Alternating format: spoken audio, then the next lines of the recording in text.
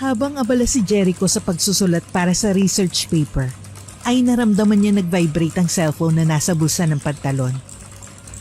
Dahan-dahan niyang inilabas yon para matigil ang ingay. Kasalukuyan siyang nasa library. Bawal ang maingay at mahigpit na ipinagbabawal ang paggamit ng cellphone sa loob. Pasimple niyang binasa ang text messages mula sa kapatid. Tinatanong nito kung anong oras sila uuwi bukas. Hindi siya nag-abalang mag-reply at nagpatuloy sa ginagawa. Kailangan niyang matapos agad dahil gagawa pa siya ng ibang project ng mga kaklase niya. Isa yun sa sideline na ginagawa niya para kumita ng pera. Sa kanya nagpapagawa ng mga project at homework kapalit ay pera. Sa ganitong gawain, ay nasusuportahan niya ang mga pangangailangan sa pag-aaral. Bukod pa ron, ay nakakatulong siya sa ina at kapatid. Swerte na lang din dahil nakakuha siya ng scholarship sa university na pinapasukan. Makalipas ang halos 1 oras, ay natapos din si Jericho sa ginagawa. Agad niyang niligpit ang mga libro at binalik sa bookshelf. Nang makalabas sa library, ay tinawagan niya ang kapatid niya. Hello kuya?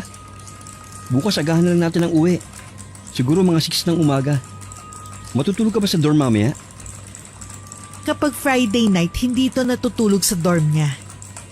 Tumutugtog kasi ito sa banda kasama ang mga kaibigan. Madaling araw na kung matapos kaya nakikitulog ang kapatid sa kabanda nito. Huwag mo na akong hintayin. Tapos yung mga labahin natin, ligpitin mo na. Iligay mo na sa bag para bukas. Aalis na lang tayo pagdating ko. Okay, sige. Ingat ka kuya. Papasok na ako sa susunod kong klase. Gabi na nang nakauwi si Jericho sa dorm. Nagsaing siya at ininit ang biniling ulam. Nang maluto ang kanin, kumain na siya. Sobra na ang gutom niya dahil sa dami ng ginawa ng araw na yon. Nang matapos kumain, ay ginawa ni Jericho ang mga nakasanayan niyang ritual tuwing gabi. Naligo at nagsuot ng damit pang tulog. Hawak ang cellphone na humiga siya sa kama. Tinext niya ang mga kaklase na nagpagawa ng research paper sa kanya. Sinabi niya na sa Monday na lang ng umaga iaabot ang ginawa. Nag-reply naman silang lahat ng okay. Nilapag niya ang cellphone sa gilid ng unan at tumitig sa kisame ng kwarto. Hindi niya namalayan na napapikit siya at agad hinila ng antok sa dako paroon. Nakatulog siya ng mahimbing dahil sa pagod sa buong maghapon sa dami ng ginawa. Kinabukasan, nagising si Jericho dahil nakarinig ng mga malalakas na kalampag mula sa kung saan. Pupungas-pungas na bumangon siya kahit nakapikit pa ang mga mata. Ano ka ba naman Jericho? Hindi ba sinabihan na kita kahapon? Sabi ko ligpitin mo na yung mga labahin para uuwi na lang tayo. Hanggang ngayon hindi mo pa inaayos to. Pati mga pinagkainan mo dyan, hindi mo pa naligpit. Ako pa ba magliligpit yan para sa'yo? Iniipis na oh. Hindi ba turo sa atin ni nanay, pagkatapos kumain, ligpitin at hugasan kagad ang pinagkainan? Pagalit at inis na sigaw ni Ronald habang tinutupi ang mga maruruming damit nila at isa-isang nilalagay sa malaking bag. Napakamot na lang ng ulo si Jericho at nawala ang antok na nararamdaman. Pasensya na kuya, hindi ko na naasikaso. Sobrang pagod ko kasi kahapon eh. Matalim ang mga mata na tumingin si Ronald sa direksyon ni Jericho. Ang mga ganong titig ang tuluyang nagpawala sa antok ng huli.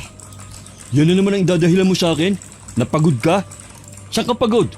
Sa paggawa ng homeworks at projects ng mga bobo at tamad mong kaklase? Napipi si Jericho. Hindi siya agad nakakibo dahil sapul siya sa sinabi ng kuya niya. Bumuntong hininga siya. Pinipigilan niyang umalsa at bumangon ng nararamdamang inis sa dibdib niya. Humakbang siya papunta sa lamesa para ligpitin ang mga pinagkainan. Kuya, huwag ka naman magsalita ng ganyan. Walang taong bobo, pero tamad meron. Oo, tamad at bobo. Alam mo ba kung bakit?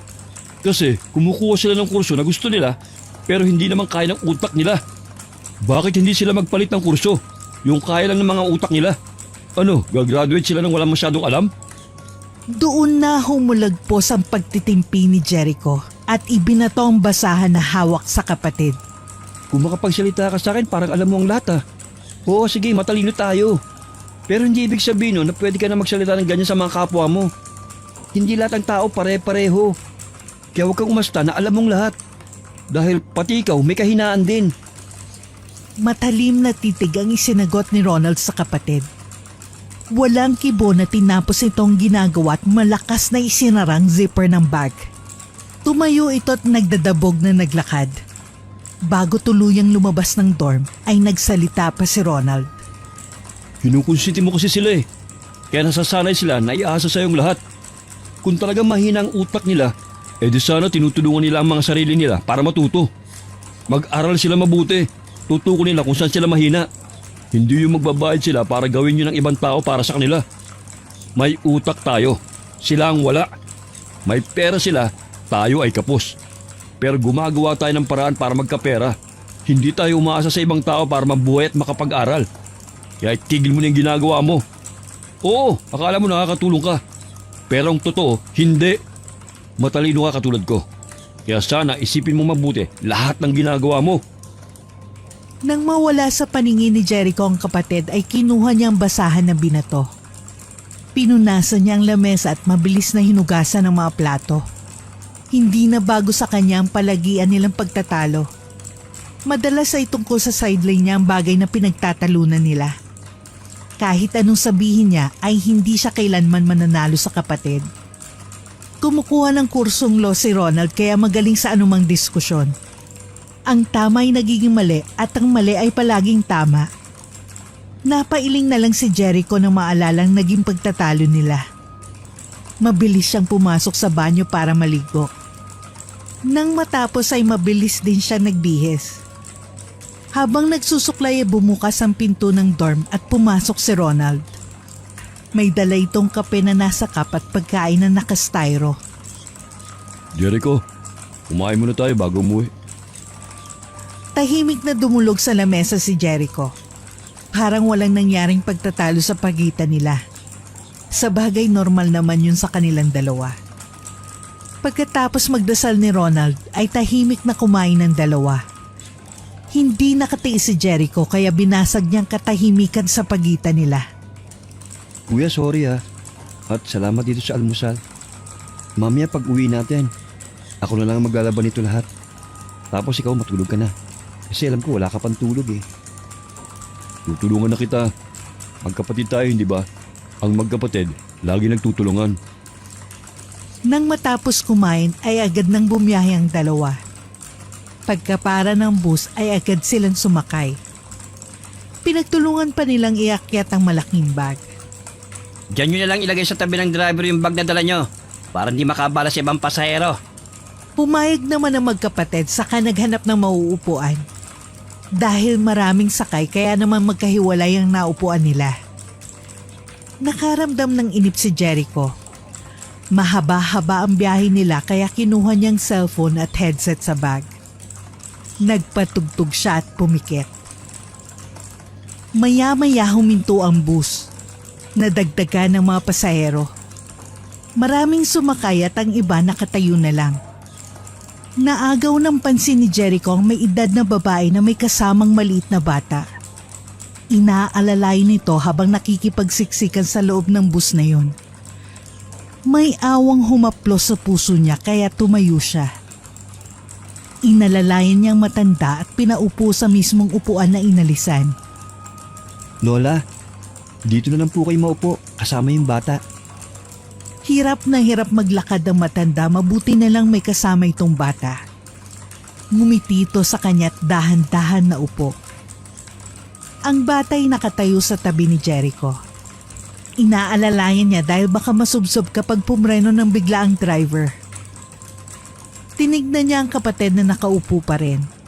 Sumenyas yun sa kanya na nagbayad na raw ito sa konduktor. Eksaktong dumating ang konduktor sa pwesto nila at siningil ang matanda sa pamasahe. Kinuha nito ang wallet na nakasukbit sa lumang bag.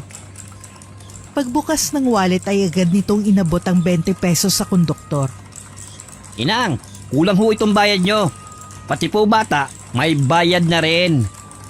Tinupi ng konduktor ang 20 pesos sa dalawa, saka isinuksok sa pagitan ng mga daliri. Asensya na ho, pero yan lang ang pera ko dito sa wallet. Inang, hindi naman ho pwede na sasakay kayo ng bus at ganyan ho ang idadahilan nyo. Ay naku, mag-aabono pa ho ako niyan pag nagkataon. Narinig at nakita lahat ni Jericho ang nakakaawang senaryo na yon. Napatingin siya sa bata na katabi. Nakatingin din ito sa kanya. Banagang kainosentehan sa mga mata nito na parang hindi alam ang nangyayari sa paligid. Manong, magkano ho ba ang kulang? Ako na lang ho magbabayad. Kasi kawawa naman kung papababain sila. Tumingin ang konduktor sa direksyon niya at pinatunog ang bariyang nasa kamay. Kulang ho ng 18 pesos. Agad niyang binuksan ang zipper ng bag at kinuhang wallet. Kinuha niyang natitirang 100 pesos at iniabot sa konduktor. Makalipas ang kalahating oras ay bumaba ng matanda at bata. Iho, maraming salamat sa iyo. Humawak ang bata sa kamay ng matanda para alalayin nitong humakbang. Kinuha ni Jericho ang isang kamay ng matanda at inipit doon ng sukli na binigay ng konduktor kanina. Lola, ibili ho nyo ng pagkain ng apo nyo. Mag-iingat ho kayo. Maraming salamat sa iyo, iho. Pagpalain ka ng Diyos. Naupo si Jericho sa upuang inalisan ng matanda. Napansin niya ang lalaking nakangangapa habang mahimbing na natutulog. Ilang saglit pa, nagulantang ang lahat ng biglang magpreno ang driver. Nauntog ang ulo ni Jericho sa upuang nasa harapan niya. Galit na sumigaw ang lalaking nasa tabi niya. Gulat na nilingon ni Jericho ang lalaking katabi na nagising yata dahil sa lakas ng preno. Sumagot naman ang driver na may biglang tumawid kaya bigla niyang naapakan ng preno. Nang mahimasmasan ng lalaki ay saka pa lamang niya napagtanto na tila lumagpas na siya sa bababaan. Umarang lalaki at saka nagmamadaling bumaba. Nang umandar muli ang bus, ay napansin ni Jericho ang wallet na nasa upuan. Naiwan yata ni kuya ang wallet niya. Kinuha niya ang wallet at inilagay sa bag. Hindi niya alam kung ano ang nagtulak sa kanya para ipasok sa bag ang wallet na nakuha. Maya-maya narinig niyang pumarang kapatid. Ibinaba ng konduktor ang malaking bag na dala nila. Alam mo, Jericho, nakakainis yung konduktor kanina. Alam naman nilang walang pera yung matanda eh. Pinipilit pa rin niyang singilin. Ano ba naman yung pagbigyan na lang nila? Halagang 18 pesos, ikakalugi ba nila? Kaya nga, binayaran ko na lang yung kulang. Kesa naman pababain pa sila, kawawa naman. Naku! Mukha nga wala pang gustong magpaupo kanina dun sa matanda eh. Nakita na nga nilang nahihirapang maglakad. Mga deadma lang sila. Pabayaan mo na kuya, tapos na yon. May nakaiwan pa nga ng wallet niya sa upuan kanina eh. Hindi ko alam kung sa matanda to o doon sa katabi kong lalaki. Naiwan? Oo. Kinuha ko. Nandito sa bag ko. Bakit mo kinuha? Kailaman naman ba? Hindi ko alam. Hindi ko naman tinignan eh. Baka may mga diamante dyan sa loob ng wallet. Tapos kapag sinauli natin, bibigyan tayo ng pabuya. Malay mo, nagpapanggap lang siya ng walang pera. Pero ang totoo, mayaman siya. Natawa ng mahina si Jericho sa sinabi ng kapatid. Baliw ka talaga kuya. Saan mo naman napulot ang ganyang kwento? Nababasa ko lang tapos napapanood. Ako, yan ang napapala mo sa kapapanood ng kung ano-ano sa TV. Tapos ang hilig mo pang magbasa ng mga libro nakakatakot. Alam mo namang hilig ko yun eh. Saka totoo kayo nag-i-exist sa mga nababasa ko. Hindi ko lang naniniwala kasi hindi mo pa nararanasan. Oo na, ipagtalo ko na naman sa akin eh. Ilang saglit pa ay narating na nga nilang bahay. Nang buksan ni Jericho ang maliit na gate, ay nagmamadaling pumasok si Ronald sa loob. Diretso siya sa refrigerator para kumuha ng malamig na tubig. Biglang naalala ni Jericho ang ina, kaya dali-dali niyang kinuha ang cellphone sa bag, pero ang wallet na napulot ang bumungad sa kanya. Dinampot ni Jericho ang wallet at binuksan. May barya siyang nakita. Bukod pa ron, may isa pang papel na nakatiklop. May kalumaan ng papel. Ang dating puting kulay nito ay may mantsa ng kulay brown sa gilid. Binuklat niya para makita niya kung anong nakasulat. Baka may pangalan at address ng may-ari. Pero nagulat pa si Jericho nang bigla siyang tapikin ng kapatid. Bigla niyang nabitawan ng papel na hawak. Ano ba kuya? Nanggugulat ka na naman eh. Masyado ka namang seryoso dyan. Ano ba yung tinitignan mo? Yumuko si Jericho para pulutin ang nahulog na papel. Ito kasi yung nakita ko sa loob ng wallet. Ganun ba? Akala ko pa naman diamante o ginto ng laman. Papel lang pala yan. Dahan-dahan na binuksan ni Jericho ang papel na nakatupi. Luma na ang papel at nanikit na dahil sa tagal ng panahon ng pagkakatupi nito kaya kailangan dahan-dahanin. Maling pagbuklat ay mapupunit ito. Nang mabuksan ay agad niyang tinignan ang mga letrang nakasulat doon. Binasa ng mga mata niya ngunit hindi niya maintindihan kung anong sinasabi nun. Naramdaman niyang tumabi ang kapatid. Ano yan? Hindi ko nga maintindihan eh. Basahin mo kuya. Inabot ni Jericho ang papel sa kapatid. Gamit ang mga mata ay binasa rin ni Ronald kung anong nakasulat doon. Maya-maya ay hindi makapaniwalang tingin ang ipinukol nito kay Jericho. Anong nakasulat dyan kuya? Hindi mo rin ba magets? Nanatiling nakatitig ng seryoso si Ronald sa kapatid. Kuya, hindi ka na kumibo dyan. Naiintindihan ko to Jericho. Mas mabuti pa. Itapon mo na tong papel na to. Pati yung wallet isama mo na rin. Kumunot ang noo ni Jericho. Nakaramdam siya ng pagtataka dahil biglang sumeryoso ang kapatid. Bakit ko itatapon? Sige nga, basahin mo kung talagang naiintindihan mo.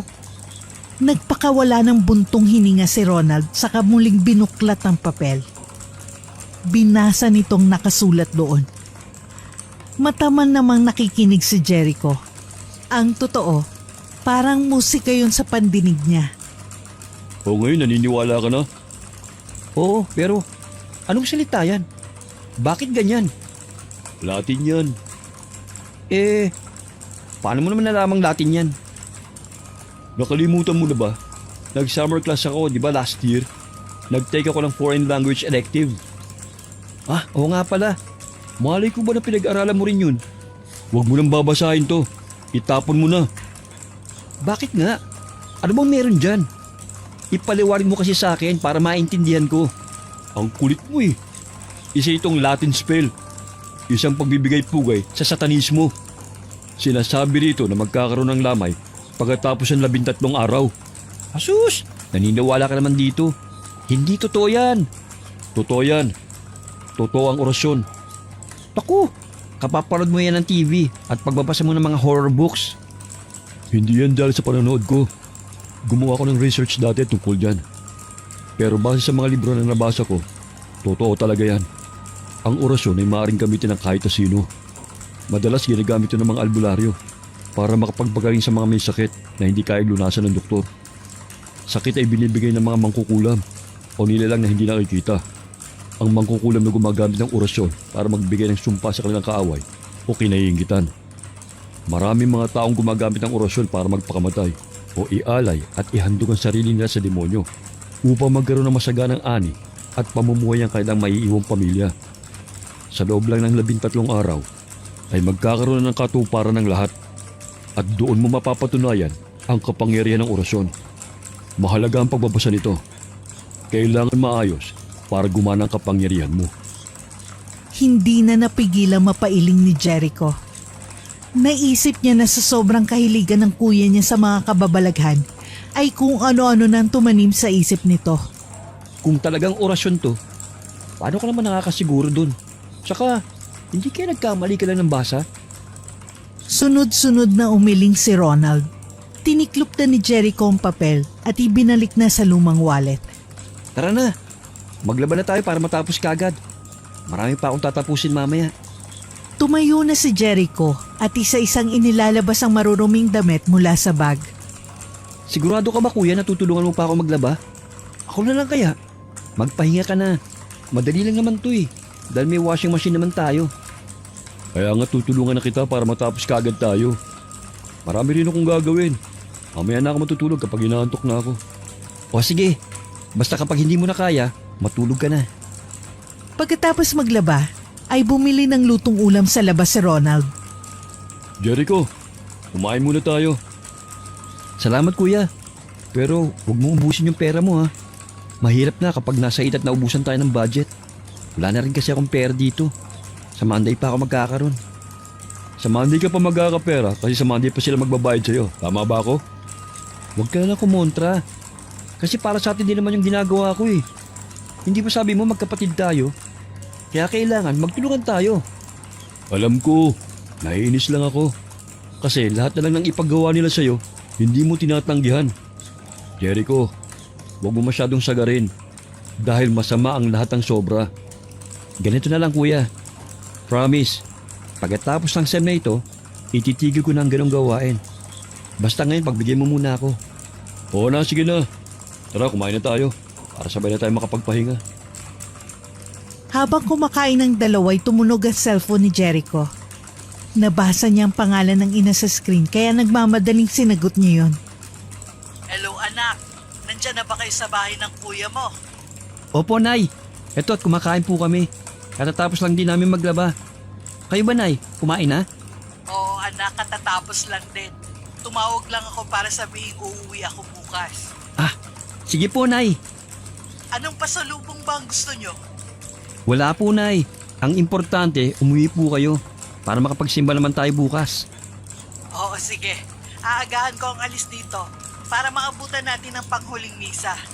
Sige na anak, may gagawin pa kasi ako. Sige po nay, ingat po kayo bukas. Pagkalapag ni Jericho ng cellphone sa lamesa, ay agad siyang tinanong ni Ronald kung anong sinabi ng ina. Sinabi lang niya na uuwi siya bukas ng umaga. Sana sinabi mo na magdala ng pasalubong. Hindi na kuya, baka wala pang sahod si nanay. Saka alam mo naman maliit lang ang sahod niya. Kapag nakagraduate ako, patitigilin ko na si nanay sa trabaho niya. Gusto ko nasa bahay na lang siya at nagpapahinga. Namulat sila sa hirap ng buhay kaya ganun na lang katindi ang pagsusumikap ni Jericho na makatapos sa pag-aaral. Mag-isa silang itinaguyod ng nanay nila simula nang mamatay ang tatay nila dahil sa sakit. Hindi sila nanghihingi ng kahit ano sa nanay nila dahil alam nila ang hirap ng trabaho nito. 5,000 kada buwan ang sinasahod nito at ang ibang gastusin nila ay inuutang nito sa amo.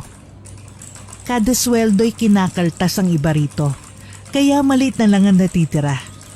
Habang nagpapahinga at nakaupo sa kama, ay bumabagabag sa isip ni Jericho kung ano bang pwede niyang apply ang trabaho habang nag-aaral.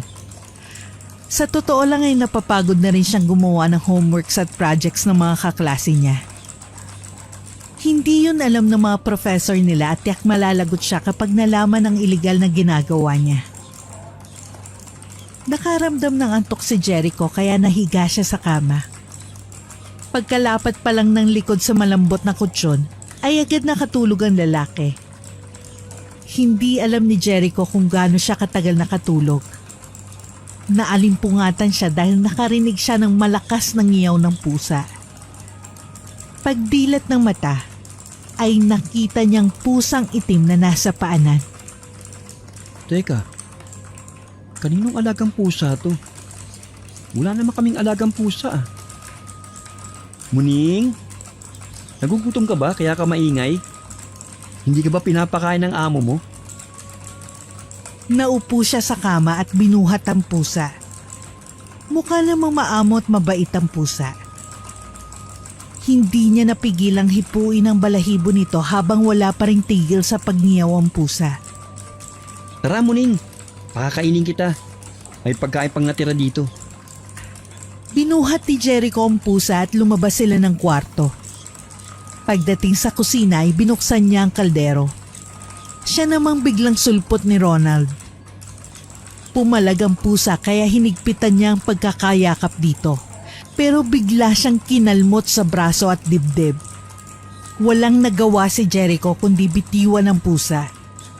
Naramdaman niyang bumao ng matutulis nitong kuko sa balat niya. Pinisil niya ang braso at dibdib na may kalmot. Kailangan paduguin yon para lumabas ang rabies kung sakaling meron nun ng pusa. Hinabol ni Jericho ang pusa. Kumuha pa yun ng walis tambo para paluin. Hindi niya natuloy ang gagawin dahil napansin niyang nakaharap ang pusa sa kapatid. Mataba at nakatayo ang buntot nun, habang matalimang mga matang nakatitig kay Ronald. Buisit kang pusa ka. Ang ingay-ingay mo na nga. Tapos tinalmot mo pa ang kapatid ko. Hinataw ni Ronald ang pusa gamit ang hawak na panungkit. Hindi niya yun natamaan dahil mabilis na nakailag. Patuloy itong hinabol ni Ronald hanggang makarating sila sa may bintana. Tumalo ng pusa sa bintana at doon ipinakita ang mga matutulis ng ngipin bago tuluyang lumabas ng bahay nila. Kaninong pusa ba yan? Hindi ko nga alam eh. Nagising lang ako kasi ang ingay-ingay niya. Pati nga ng kalmot mo. Paduguin mo. Tapos itapat mo sa gripo. Mamaya sasabunin natin yan. Agad namang tumalima si Jericho. Ay naramdaman niyang sobrang hapdi ng balat niya nang mabasa yun ng tubig. Napansin naman ni Ronald ang pagniwi ng kapatid. Tiisin mo lang. Ganyan talaga. Kung bakit naman kasi kinarga-karga mo pa yung pangit na pusa na yun eh. Pakakainin ko nga sana. Kasi akala ko nagugutom eh. Nung makita ka niya, saka pumalag sa akin. Hindi ko alam kung bakit eh. Kaya nga, tapos nakita mo ba ang itsura ng pusa? Parang handang lumaban sa akin. Kung hindi lang masamang pumatay ng hayop. Huwag mong gawin niya kuya. Kasabihan na matatanda na malas daw yan. Ang sabihin mo, ikaw ang minalas kasi kinalmot ka. Humalakhak si Ronald pagkasabi nun. Napatingin si Jericho sa kapatid. May kakaiba sa tawa nito.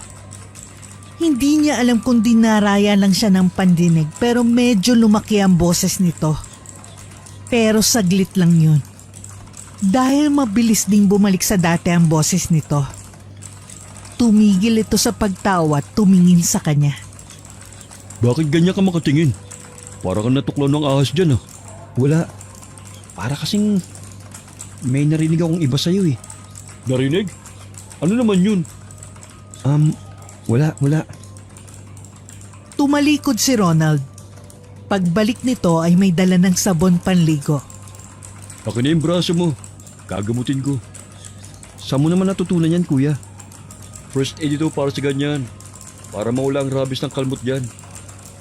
Nagtataka lang talaga ako eh. Saan kaya galing yung pusa na yun?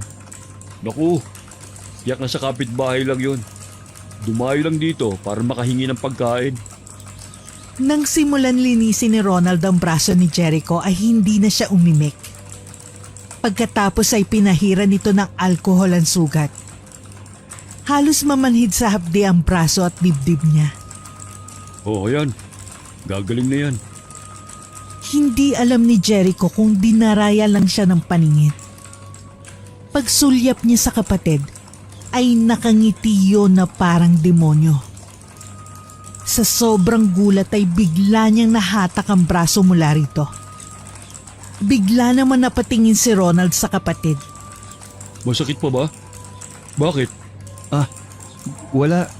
Okay na ako. Salamat. Muling sinuri ni Jericho ng tingin ang mukha ng kapatid. Normal naman ang itsura nito. Ipinilig niya ang ulo. Mukhang inaantok pa siya. Kuya, papasok muna ako sa kwarto ko. Sige na, patulog ka lang. Hindi nagpahinga si Jericho. Kinuha niya ang mga libro sa bag at naupo sa lamesa. Habang nagbabasa ay lumilingon ang isip niya sa ibang bagay. Sumasagi sa isip niya ang itsura ng kapatid kanina. 6:00 ng gabi nang lumabas ng kwarto si Jericho. Eksakto namang nakita rin niya si Ronald na lumalabas sa kwarto nito. Diretso yun lumabas sa pinto ng bahay. Naisip niya na baka may bibilhin lang yun sa labas. Ilang sandali pa'y bumalik na si Ronald. Isinali nito ang ulam na binili. Nagulat pa si Jericho nang makita ang tinolang manok na may dugo. Sa isip niya, kailan pa natutong kumain ng dugo ng manok ang kuya niya. Mula dati pa, ay hindi ito kumakain ng ganung pagkain kahit inihaw na dugo o dinuguan pa yan. Kuya, sigurado ko ba nakakainin mo yan? Nagsalita yun nang hindi tumitingin sa kanya. Oh, bakit ayaw mo ba? Kung ayaw mo, huwag kang kumain. Hindi naman sa ganun. Kasi hindi ka naman kumakain ng dugo? Nagtataka lang ako eh. Bakit ngayon gusto mo na yan? Yan ang gusto ko ngayon eh. Naupo si Ronald. Kumuha naman ng 2 plato at kanin si Jericho. Kuya, ako na ba magdadasal o ikaw na? Hindi na. Wala na magdarasal. Kumain na tayo. Doon na umangat ang tingin ni Jericho sa kapatid. Nag-iba ang tono ng boses nito na parang galit. Kuya, okay ka lang ba? May masakit ba sa'yo? Sinalat ni Jericho ang noo ng kapatid. Iritable namang iniwas nito ang sarili sa kanya. Malamig ang leeg nito at malamig din ang pawis. Okay lang ako. Kaya tara, kumain na tayo. Marami pa akong gagawin. Pinilit ni Jericho na huwag pansinin ang kakaibang inaasal nito. Hinawakan niya ang kutsara at tahimik na kumain. Pasulyap-sulyap siya sa kapatid. Napansin din niya ang halos sunod-sunod na pagsubo nito ng pagkain. Kuya, hinay-hinay lang. At baka mabulunan ka. Hindi yun tuminag at patuloy pa rin sa pagsubo ng sunod-sunod. Tumayo si Jericho para kumuha ng tubig. Hindi siya masyadong makakain dahil namamangha siya sa kakaibang ikinikilos ng kapatid. Nasa malalim siyang pag-iisip nang biglang marinig ulit ang ngiyaw ng pusa. Napatigil sa pagkain si Ronald at nagsimulang lumikot ang mga mata. Nandiyan na naman yung pesteng pusa. Tumayo si Ronald at kinuha ang walis tambo. Hinanap niya kung saan nanggagaling ang ingay ng pusa. Pinapanood lang ni Jericho ang bawat galaw ng kapatid. Panay kasi ang silip nun sa ilalim ng upuan at mesa. Kapag pumasok ka pa rito, hindi ka na makakalabas ng buhay. Kakainin kita ng buo. Sisip-sipin ko ang mainit mong dugo mula sa ugat mo. Nagsimula ng kilabutan at tayuan ng balahibo si Jericho. Naramdaman niya ang biglang pagsulpot ng kilabot sa sistema niya. Bumuntong hininga siya para pakalmahin ang sarili. Kuya, wala naman dito yung pusa ah. Tapusin na natin tong pagkain natin. Tapos magpahinga na tayo. Bukas nandito na si nanay. Dapat tapusin natin yung mga ginagawa natin para may oras tayo sa kanya. Matalim nitong tinignan si Jericho. Nanlaki ang mga mata ng huli dahil biglang nag-iba ang kulay ng mata nito. Mapula-pula ang gilid ng talukap. Agad din itong binawi ang tingin sa kanya. Ibinalik nito ang walis at pabagsak na isinara ang pinto ng kwarto. Kinabukasan, nagising si Jericho sa katok na nagmumula sa labas ng bahay. Mabilis siyang bumangon at binuksan ang pinto. Bumungad sa kanya ang nakangiting ina. Magandang umaga anak. Bakit diyan ka natulog? Napansin ni Aling Sally ang unan at kumot sa mahabang sofa. Mainit po kasi kagabi, Nay. Kaya dyan na lang po ako natulog. May dala kong pandesal at kesong puti. Kumain muna tayo bago magsimba. Gisingin mo ng kapatid mo. Nang katukin ni Jericho ang kwarto ng kapatid ay walang sumasagot mula sa loob. Ilang beses pa siyang kumatok, pero nananatiling tulog pa rin ang kuya niya. Idinikit niya ang tenga sa dingding. May naririnig siyang mahinang kaluskos sa loob. Muntik pa siyang masubsob nang biglang bumukas ang pinto. Kuya, gising ka na pala. Nandyan na si nanay. Pinapagising ka sa akin. Magsisimba daw tayo. Kaya maganda ka na. Tumiimangan yun nito pagkarinig sa sinabi niya. Hindi ako sasama. Kayo na lang. Muntik nang tumama ang pinto sa mukha ni Jericho dahil sa malakas na pagkakasara nun. Hindi siya agad nakakilos sa kinatatayuan.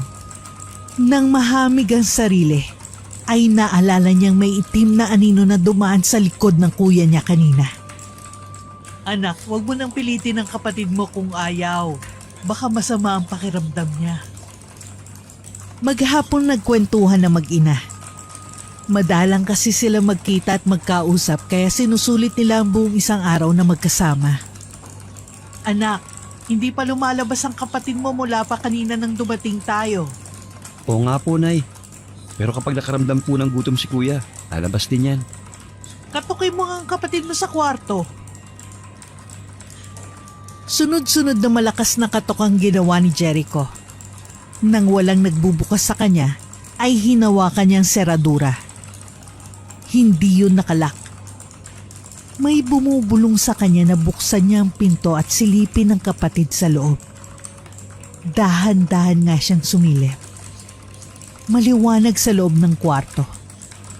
Nanlaki ang mga mata niya nang makita ang nakasinding itim na kandila sa altar ng kwarto.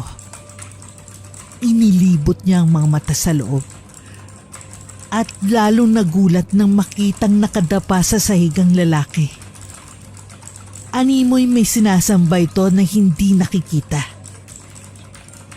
Ilang segundo niyang pinanood ang kapatid. Gusto man niyang umalis, pero parang nakadikit ng glue ang talampakan niya sa sahig.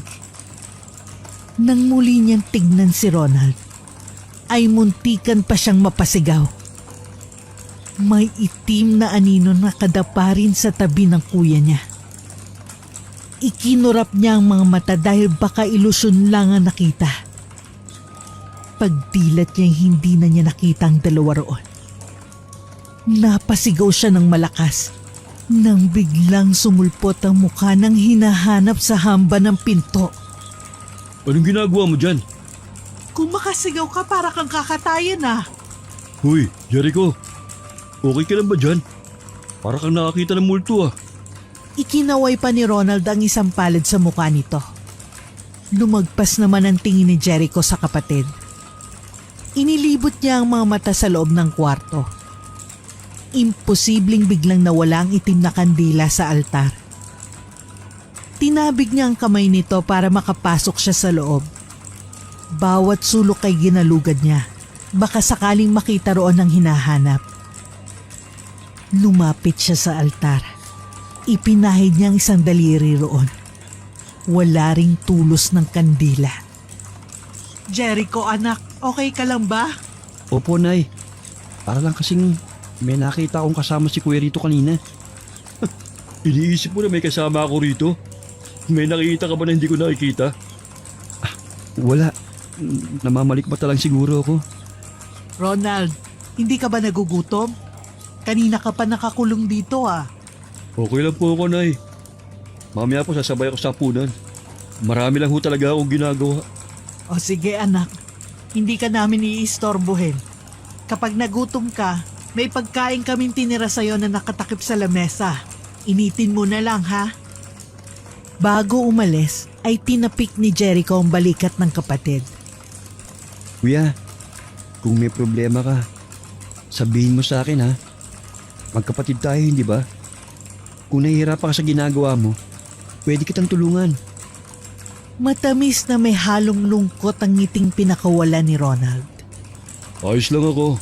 Huwag kang mag-alala. Ang totoo ay hindi kumbinsido si Jericho sa sinabi nito. Ibang aurang nakikita niya sa kapatid. Kilala niya ito. Hindi yun malihim sa kanya. At prangka kung magsalita. Pero ngayon may nakikita siyang kakaibang takot at pangamba sa mga mata nito. Takot? Pangamba? Kanino ito natatakot at bakit? Alam niyang may bumabagabag sa kapatid. At yun ang pipilitin niyang alamin. Nang gabing yun ay sabay-sabay silang tatlong kumain. Pinapakiramdaman ni Jericho ang kapatid. Kagaya nung nakaraan, ay sunod-sunod na naman ang pagsubo nito ng pagkain. Anak, hinay-hinay lang sa pagkain, baka naman mabulunan ka. Hindi yun kumibo at nagpatuloy pa rin sa maganang pagkain. Lumingon si Jericho sa pinto ng kwarto. May naramdaman kasi siyang parang nagmamasid sa kanila mula roon. Nakaawang ng kaunti ang pinto, kaya medyo nasisilip niya ang loob.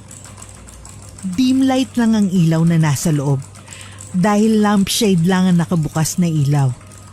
Nang may marinig siyang mahinang kaluskos ay bigla siyang napatingin doon. Anak, anong tinitignan mo dyan? Wala po, Nay. Panaka-naka pa rin siyang sumusulyap sa pinto ng kwarto. Maya-maya tumayo na si Ronald. Tapos na siyang kumain. Jericho, Nay, mauna na po ako magpahinga. Kasi bukas maga pa tayong gigising. Sige na anak, ligpitin mo na ang mga gamit mo para bukas wala kang makalimutan. Ako na magtutupi ng mga nilabhan nyo. Ako na rin ang mag-aayos nun sa bag. Jericho, huwag mo akong i-istorbo yun ha. Pagkasabi nito ay agad nang tumalikod. Nasundan na lang niya ng tingin ng kapatid hanggang makapasok yun sa kwarto. Nagtataka pa rin siya sa kakaibang inaasal at ginagawin nito. Anong tinatago mo sa akin, kuya? Nararamdaman kong meron. Pero ano yun? Hindi ako namalikmata kanina. Alam kong totoong nakita ko. Pero sino ang nilalang na yun? Kinabukasan ay maagang nagising ang tatlo. Agad naligo ang dalawa dahil babiyahe pa sila pabalik sa dorm. Hindi na sila nakakain ng agahan dahil baka malig pa sila sa unang klase nila ng araw na yon. Lunes kaya naman pahirapan na naman ang biyahe at pagsakay ng bus. Habang nakatayo sa kanto, ay napansin ni Jericho na parang may mga matang nagmamasid sa kanila. Nang ilibot niya ang mga mata sa paligid, ay nakita niya ang matanda at bata na nakasakay niya noon sa bus. Ngumiti ang bata sa kanya at kinawayan siya. Nagpaalam siya saglit sa kapatid na may kakausapin lang. Nang makalapit siya sa maglola ay nagmano pa siya sa matanda. Magandang umaga po, Lola. Kumusta po kayo? Napansin niyang sa ibang direksyon nakatingin ang matanda. Sinundan niya yun at nakita niyang nakatitig ito sa kuya niya. Nasaan ang kapatid mo? Napaamang siya at kumunot ang noo dahil sa sinabi nito. Ano po, Lola? Nasaan ang kapatid mo? Yung kasama mo nung umuwi kayo nung Sabado. Yun po ang kapatid ko, Lola. Nasa kabila po siya. Ayun, oh. Itinuro niya ang kinatatayuan ng kapatid. Nag-iba ang itsura ng matanda. Naningkit ang mga mata nito sa pagkakatingin kay Ronald. Yung totoong kapatid mong tinutukoy ko, hindi yan. Ginapangan ng magkahalong kaba at pagtataka si Jericho. Kahit anong tingin ang gawin niya sa kapatid, ay mukha naman ito ang malinaw na nakikita niya. Ano pong ibig niyo sabihin, Lola? Sa Martes o Biyernes, pumunta kayo ng kapatid mo sa bahay ko. Pilitin mo siyang isama. Inuulit ko, isama mo siya. Bakit po, Lola? Ano pong meron? Hindi ka maniniwala kahit sabihin ko sa'yo. Pero hindi mo kapatid ang kasama mo. Kung gusto mo siyang bumalik sa dati at kung gusto mo pa siyang makasama, pumunta kayo sa bahay ko. Inilabutan siya sa sinabi ng matanda. Napalunok siya ng laway at lumingon sa direksyon ng kinatatayuan ng kapatid. Nakatingin din yun sa kanila. Lola, anong oras po kami pupunta sa inyo? Gabi kayo pumunta. Mga alas 7 o alas 8. Ito ang address ko. Kilala naman ako sa lugar namin. Kapag sumakay kayo ng tricycle, kung natatandaan mo pa yung kanto na binabaan ko malapit dito sa inyo, magpahatid ka sa bahay ko. Sabihin mo kay Lola Anita. Alam na ng mga tricycle driver yon. Sige po, Lola. Sabi niyo po sa akin, hindi ko po kapatid yung kasama ko. Kung ganun, sino po siya? Hindi ko muna sasabihin. Doon mo malalaman kapag pumunta kayo sa bahay. Ingatan mo ang kapatid mo. Lalong kinilabutan si Jericho sa sinabi ng matanda. Kung hindi yun ang kuya niya, sino palang taong kasama niya. Narinig niyang tinatawag siya ng kuya niya kaya nagpaalam na siya sa maglola. Habang nakaupo ang magkapatid sa bus ay hindi pa rin mapakali sa nalaman si Jericho. Napansin naman ni Ronald ang tila malalim na iniisip ng katabi. Mukhang malalim ang iniisip mo ah. Okay ka lang ba? Oo naman kuya. Okay lang ako. Iniwas niyang tingin sa kapatid. Pakiramdam kasi niya ay ibang mukha ang maaari niyang makita sa mukha nito. Hindi na nagawang magpalit pa ng uniform ni Jericho. Sa sobrang pagod ng buong araw na yun, pagdating pa lang niya sa dorm ay agad na siyang nahiga sa kama.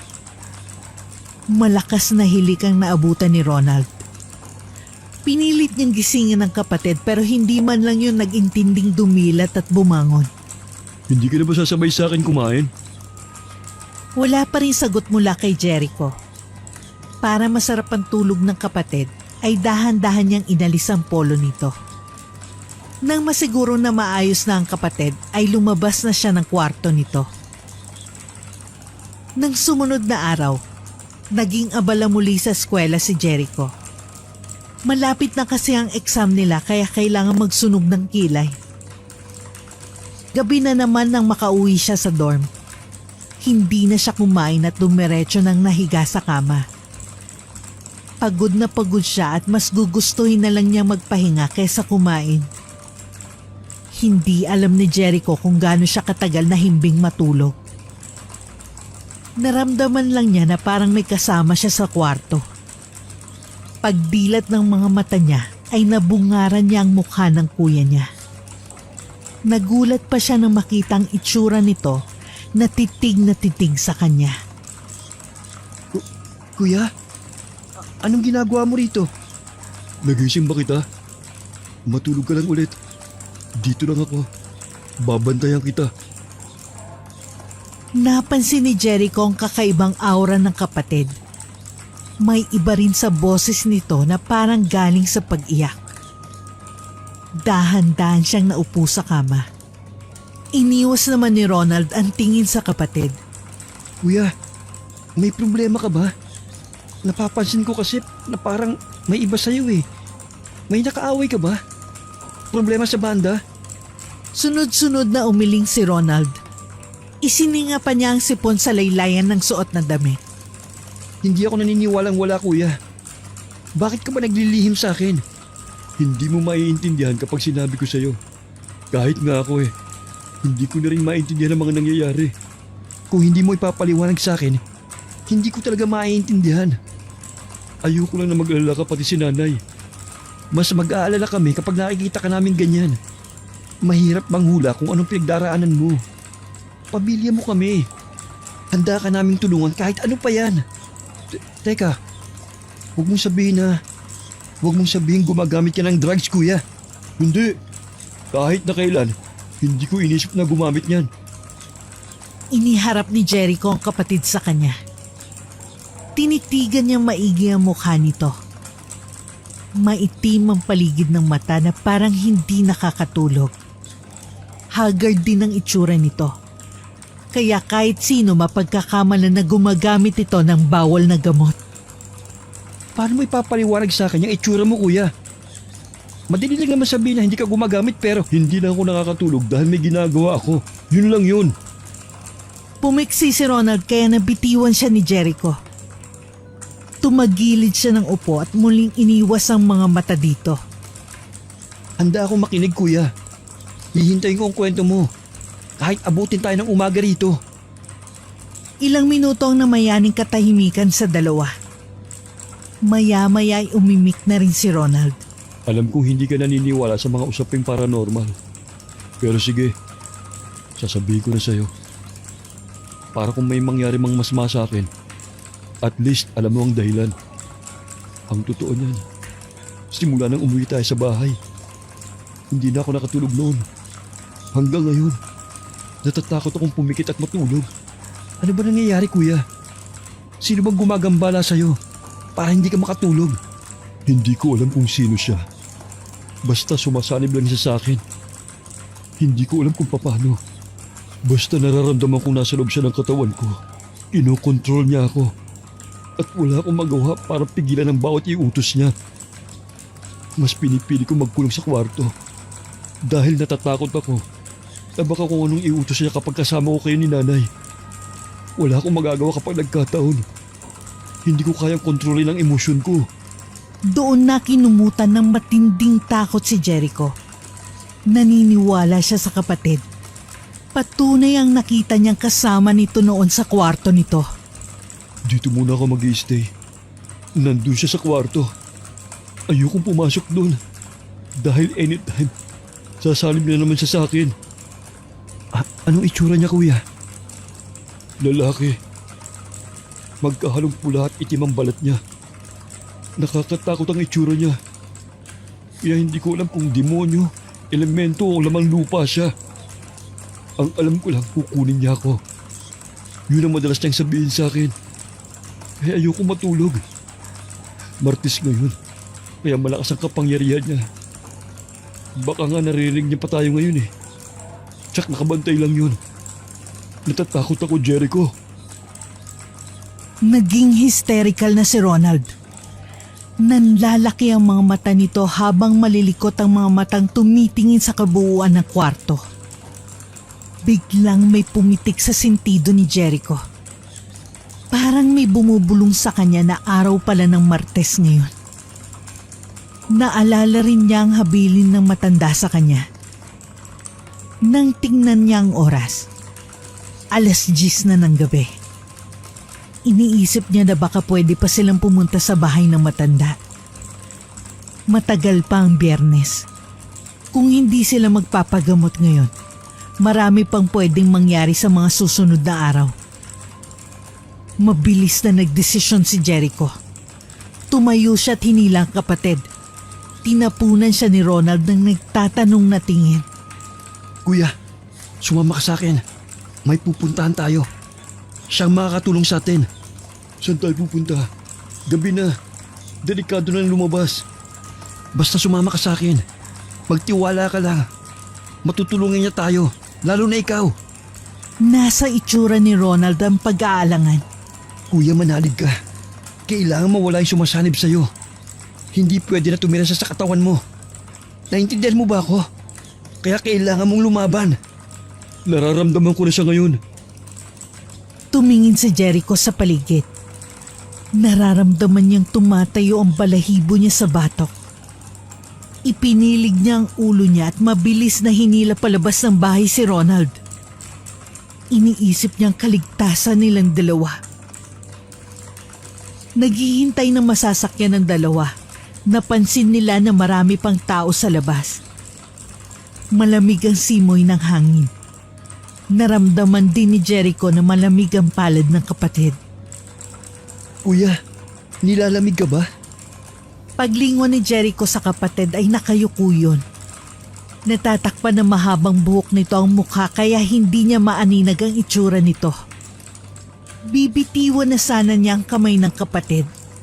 Pero biglang humigpit ang pagkakahawak nito sa kamay niya. Nakaramdam ng kaba si Jericho. Dahil habang tumatagal, ay pahigpit ng pahigpit ang pagpisil nito sa palad niya. Anumang oras ay baka mapilipit yun. Kuya, okay ka lang ba? Dahan-dahan nitong itinaas ang ulo. Tumingin ito sa direksyon ni Jericho. Kasabay ng pagpihit ng leeg nito. Natakot siya sa nakita lalo na nang magtama ang mga mata nila. Mapula yun at matalim na nakatitig sa kanya. Saan mo ko dadalhin? Nagulat si Jericho nang pahampas bitiwan ng kamay niya. Hindi agad siya nakakibo at nanatiling nakatitig sa kapatid niya. Hindi ako sasama sa'yo. Pero ikaw, pwede kang sumama sa akin kung gusto mo. Pilit hinawakan ni Jericho ang kamay ng kapatid niya. Pasama ka sa akin, kahit na anong mangyari. Hindi akong sasama sa'yo.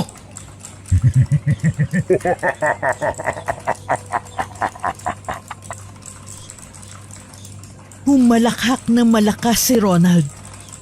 Dumagundong ang boses nito sa paligid. Gusto himang matakot ni Jericho. Iniisip niya na hindi siya pwedeng panghinaan ng loob dahil buhay ng kapatid niyang nakataya. Maya-maya, natigil sa paghalakhak si Ronald.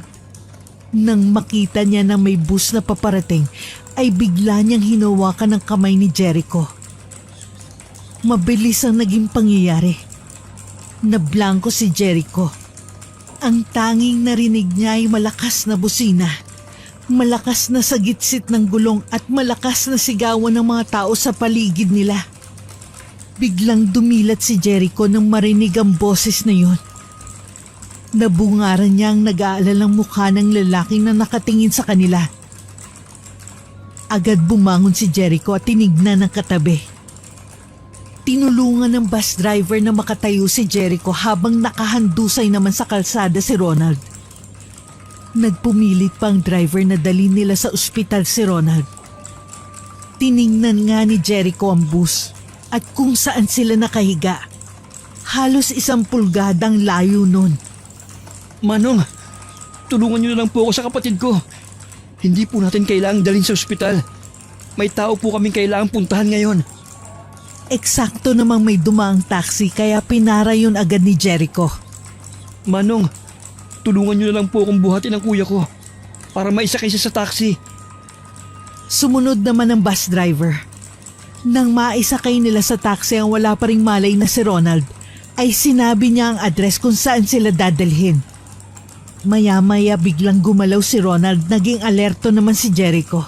Manong, pakibilisan po ang pagdadrive. Nang tuluyang magising si Ronald, ay humahalakhak na naman ito. Walang sabi-sabi na inagaw niyang manibela sa driver. Sama-sama tayong mamamatay lahat. Nagpaekis-ekis ang takbo ng taxi. Pinipigilan naman ni Jericho ang kapatid at pilit na pinapaupo sa tabi. Ramdam niya ang kakaibang lakas ng kapatid. Maya-maya pa'y napagtagumpayan niyang pigilan ito.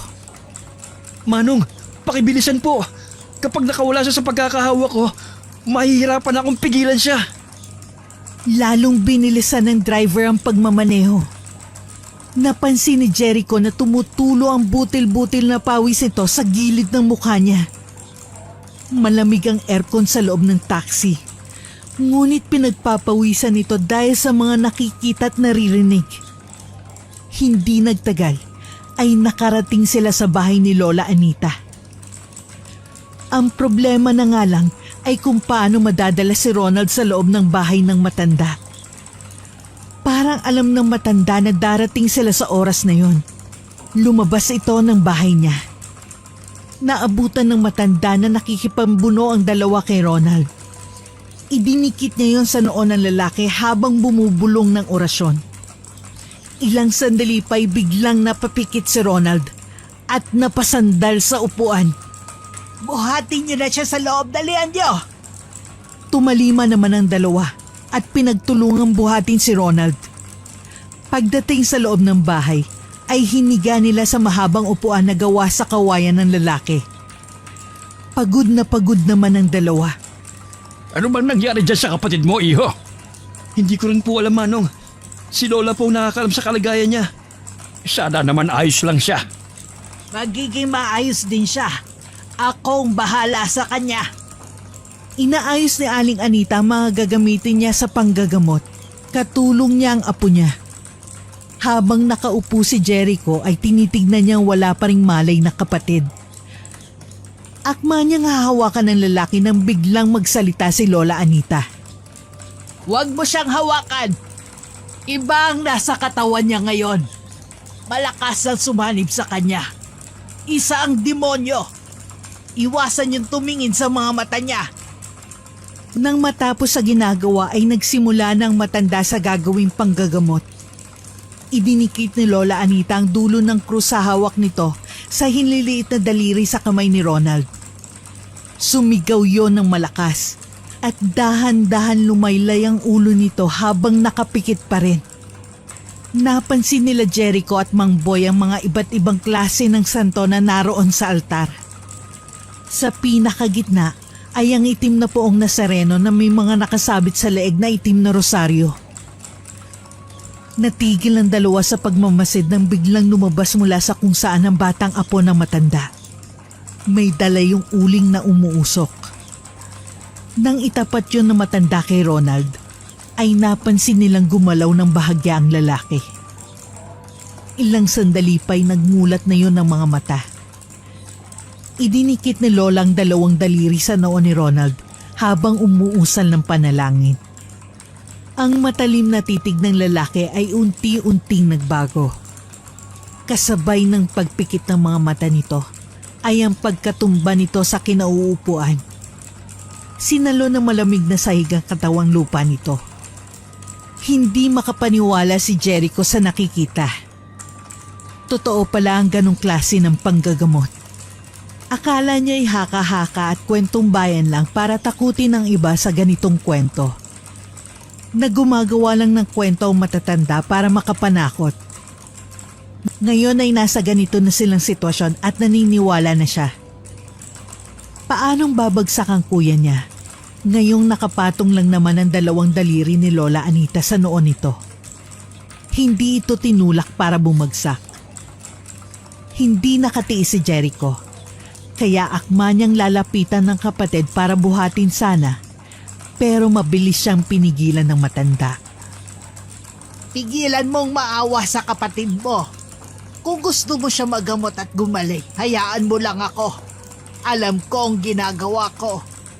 Hindi yan ang kapatid mo, kundi ang demonyo na pilit na kinukuhang katawang lupa niya ang nasa loob niyan. Magdasal ka. Manalig ka. Paniwala ka na magiging maayos ang lahat. Huwag ka mag-isip ng mga masasamang bagay dahil tinutulungan mo lang ang demonyo na maging malakas. Nababasa kong naiisip at nararamdaman mo. Kaya kailangan magdasal ka. Isa puso at isa isip mo. Makakatulong yan para makabalik ang kapatid mo. Lumuhod ang matanda. Tinusok ng daliri nito ang sikmura ni Ronald. Biglang dumilat ang mga mata ng lalaki. Nanlalaki at mapupula ang mga mata. Isa-isang tinignan ng mga taong naroon hanggang huminto kay Lola Anita ang tingin nito. Sino ka na nasa katawang yan? Hindi ako aalis dito. Akin ang katawan na ito.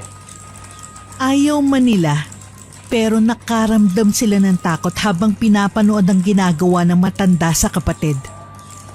Napansin ni Jericho na nag-iba ang aura ng kapatid. Habang nakahandusay, ay biglang naging mukha ng demonyo ang mukha ni Ronald. Nagulat siya at pinagsalikop ang dalawang kamay.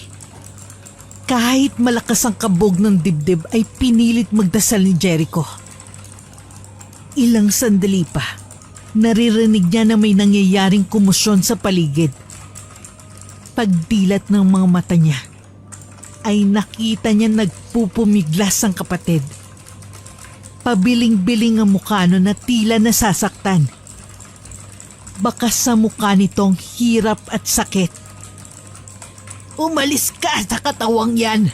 Papatayin kita kapag hindi ka umalis dyan. Hindi ka nababagay sa mundong ito. Bumalik ka kung saan ka man nanggaling.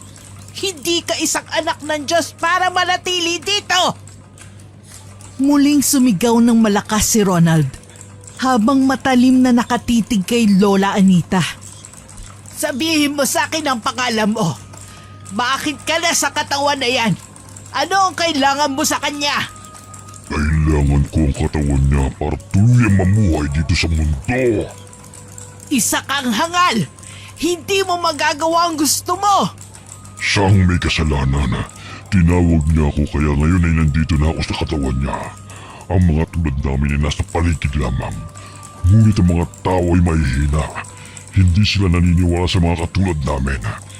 Pilit kaming tinatawag at tinutokso para lumapit at sakupin ang katawan nila. Inuutusan kita na umalis dyan ngayon din. Lisanin mo ang katawan na yan kung hindi magsisisi ka! Nagpupumilit tumayo si Ronald. Pero sa tuwing susubukan niya, ay agad din siyang bumabagsak. Pakiramdam niya'y unti-unti siyang nanghihina. Umuusal pa rin ang orasyon at dasal ng matanda. Kailangan niyang matalong demonyong nasa katawan ng lalaking kaharap. Pagkatapos ng sinasambit ni Lola Anita, ay muli itong nagsalita. Isa kang demonyo! Isa ka sa mga hindi na dapat nananatiling nabubuhay pa rito! Palalayain mo ang katawan ng bata na yan sa ayaw at sa gusto mo! Tinakpan ni Jericho ang tenga dahil hindi na niya makayanan ng mga naririnig. Naramdaman niyang tumulo ang luha sa pisngi habang nakatitig sa naghihirap na kapatid. Bakas sa mukha nito ang hirap at pasakit. Kahit totoong itsura na nito ang nakikita niya. Wala nang nakakatakot at malademonyong itsura nito. Matatapos din ito, iho. May awa ang Diyos. Malalagpasan din to ng kapatid mo. Magtiwala tayo sa kanya. Nakikita mo ba? Pilit niyang nilalabanan ng demonyo na nasa katawan niya. Sa isang katawan ay isang kaluluwa lamang ang dapat manatili. Hindi pwede ang dalawa. Kaya pilit na kinukuha ng demonyo ang katawang lupa niya. Kung mahina ang pananalig at pananampalataya ng kapatid mo, ay nung una pa lamang ay nagtagumpay na sana ang demonyo sa gusto niya. Ngunit malakas siya. Patuloy siyang lumalaban para makabalik siya. Bukod kay Lola Anita, ay ang kapatid mo lamang din ang mismong makakatulong sa sarili niya. Naramdaman ni Jericho ang paghimas ni Mang Boy sa likod niya. Hinawakan din ng bata ang kamay niya na parang sinasabi na tamang sinabi ng matanda sa kanya. Nagpagaan sa pakiramdam niyang nakitang ngiti sa labi ng bata. Ako si Crassus, ang tinawag niya mula sa kailaliman ng lupa. Ang dapat na manatili sa katawan na ito ay walang iba kundi ako lamang. Butil-butil ang pawis sa mukha ni Ronald. Hindi na masyadong mapula ang mga mata nito kagaya kanina. Ang boses nito ay hindi na masyadong mabalasik. Nakapikit pa rin si Lola Anita habang nakaipit sa pagitan ng daliri ng lalaking itim na rosaryo. Pagkatapos ng huling orasyon na inuusal nito, ay unti-unting lumalapat ang katawan ni Ronald sa sahig. Humina rin ang boses nito sa pagsigaw hanggang tuluyang tumigil. Nakapikit na rin ang mga mata at kung titignan para na yung walang buhay. Hindi man lang ito kumikilos. Tapos na! Iwasan niyo lang tumingin sa kanya para wag malipat ang sanib ng demonyo sa isa man sa inyo. Pumikit silang lahat sa utos na rin ng matanda. Ilang minuto pa'y pinadilat na rin sila. Sino ka na nasa katawan na yan?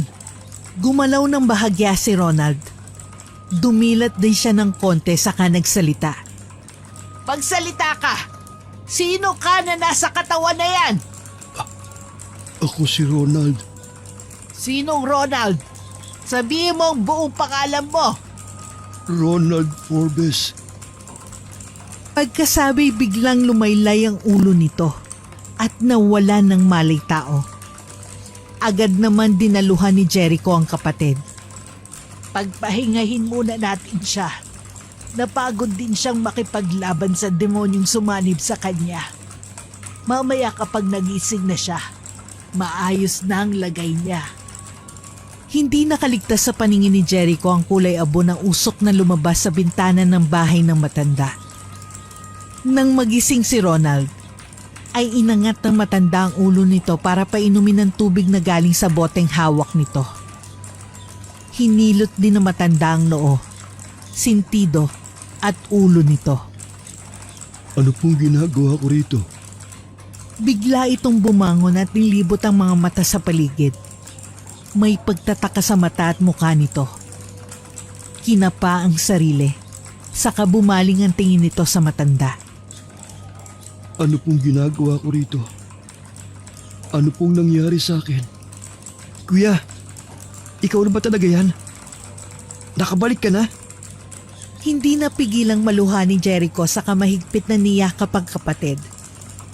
Kahit nagtataka si Ronald, ay gumanti rin siya ng yakap dito. Bakit? Nawala ba ako? Hindi ko maintindihan, Jericho. Hindi na niya alam ang nangyari, iho. Normal yan sa mga taong biktima ng sanib. Kahit nagamot na sila at wala nang sumanib, ay hindi na nila ito kailanman maaalala. Mas maganda na hindi na niya alam ang nangyari para wag na niyang isipin pa at baka matawag na naman niyang presensya noon. Marami pong salamat, Lola. Iniligtas niyo po ang kapatid ko. Walang anuman, iho. Magpasalamat ka rin sa kapatid mo dahil hindi siya nagpatalo sa kampo ng Diablo. Nang subukang tumayo ni Ronald ay naramdaman niya ang panginginig ng tuhod at binti. Kaya inalalayan ni Jericho ang kapatid. Mahina pa ang katawang lupa niya kaya mas magandang dito na muna kayo magpahinga ngayong gabi. Bukas na kayo umuwi. Hindi po ba nakakahiya? Walang nakakahiya. Teka, gusto niyo bang kumain? Nakakayaman po pero medyo nagugutom na nga po ako. Sige, teka lang at ipaghahanda ko kayo ng makakain. Lola, itatanong ko lang po sana kung ano po yung pinainom niyo sa kanya kanina. Ito ay agua bendita. Pinapainom ito sa isang taong pagkatapos mawala ang sanib sa kanya para muling malinis ang katawang lupa niya na saglit pinamahayan ng masamang elemento. Maraming salamat po talaga, Lola. Nangyari po yan simula nang basahin ni Kuya ang spell na nakuha namin sa wallet. Pwede ko ba yung makita? Naiwan po yata namin sa bahay. Mas magandang itapon niyo na kung ano man ang napulot niyo na yon para walang makakuhang iba. Baka maulit na naman ang nangyari sa kuya mo. Mawalang galag na pero magpapaalam na sana ako na uuwi na. Kukunin ko na sana yung bayad nyo. Malalim na kasing gabi, baka hinahanap at nag-aalala ng asawa ko sa akin. Ay, naku po Manong. Sorry, nakalimutan kitang bayaran kanina. Ayos lang. Sana maging maayos na ang kapatid mo. Maraming salamat din po sa tulong niyo sa amin, Mang Boy. Ingat po kayo sa pag-uwi niyo. Nang gabing yun, ay takang-taka pa rin si Ronald kung bakit naroon sila sa bahay ni Lola Anita. Sa isip ni Jericho ay saka na lamang niya ikukwento sa kapatid kung ano nangyari rito. Ang importante ay magaling na ito at babalik na sa normal ang buhay nila. Magkatabi sila nakahiga. Maya-maya pa'y narinig ni Jericho ang mahinang hilik ng kapatid. Bago matulog ay nagdasal pa siya ng taimtim, saka yumakap sa kapatid. Nasilip ng matanda ang payapang natutulog na magkapatid. Saka siya pumasok sa kwarto para magpahinga na.